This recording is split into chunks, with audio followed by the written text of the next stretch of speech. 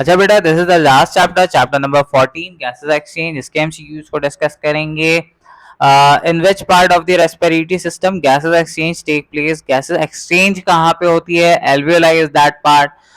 Question number 2, which of the following statement is true about involuntary breathing? It is controlled by bronchioles, it is controlled by pulmonary arterioles, it is controlled by alveolar capillary network, it is controlled by neurons located in the medulla and pons.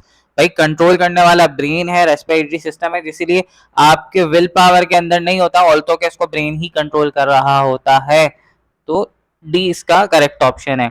A teeny air space present in human lungs is called air space है जो कि human lungs में present है, तो ये आपका alveoli होगा। अच्छा, तो आगे क्या कह रहा है? Exchange of gases between the external environment and lungs. यहाँ पे exchange of gases between external environment and lungs. अब ये पूरा जो प्रोसेस है, यहाँ पे देखो एक्सटर्नल रेस्पिरेशन के से कोई टर्म हमारे पास होती नहीं है, तो रेस्पिरेशन ही इसका टर्म होगा। वैसे बेसिकली इसको तो ब्रीदिंग बोलना चाहिए था, लेकिन respiration is fine.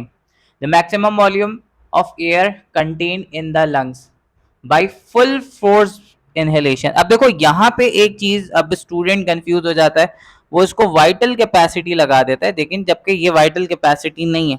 ये कह रहा है मैक्सिमम वॉल्यूम कंटेन्ड।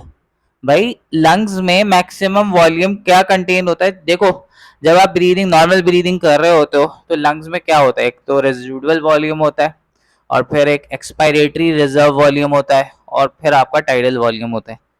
लेकिन स्टिल इंस्पायरेटरी रिजर्व वॉल्यूम रह जाता है। खैर ये ग्राफ है, मैं फिर आगे अपकमिंग वीडियोस में समझाऊंगा इस चीज को, बट स्टिल याद रखना कि फुल फोर्स ब्रीदिंग के बाद, यानी आप जितना मैक्सिमम ताकत लगा सकते हो आपने ब्रीद इन कर लिया, अब लंग्स में जो टोटल वॉल्यूम होगा तो वो आपका क्या कहलाएगा? टोटल लंग कैपेसिटी कहलाएगा, वाइटल कैपेसिटी नहीं कहलाएगा।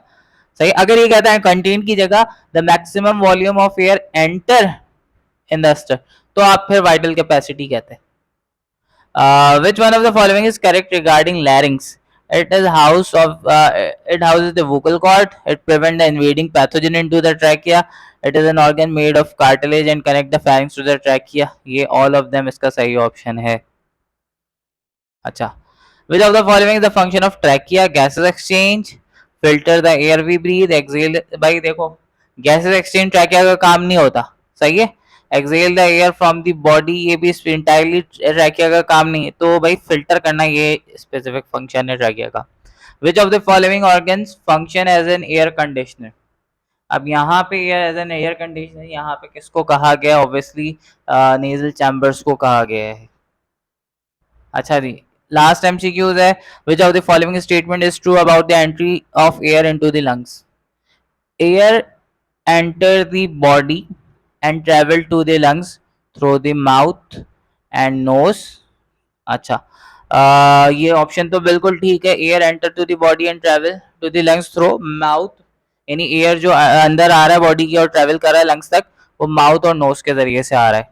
सही है। ये थोड़ी सी स्टेटमेंट आपको शायद अलग लग रही हो, बट इस स्टेटमेंट का मतलब ये है कि भाई air enter to the body and travel to the lungs. इतना पार्ट पढ़ो कि भाई एयर बॉडी में आ रहा है और ट्रेवल लंग्स तक जा रहा है थ्रू किस जरिए से? माउथ और नोज के जरिए से। ये स्टेटमेंट का मतलब है। Air enters the body and travel to the lungs through oesophagus and gullet, ये तो नहीं है भाई, माउथ के जरिए से, नोज के जरिए से एंटर होता है। Air enter the body and travel to the lungs through the windpipe and pores, नहीं।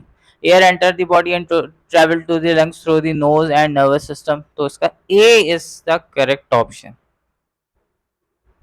होपफुली बेटा ये सारे एमसीक्यूज मैंने सॉल्व करा दिए हैं, तो आपको ये चीज़ें अच्छे से समझ आई होंगी।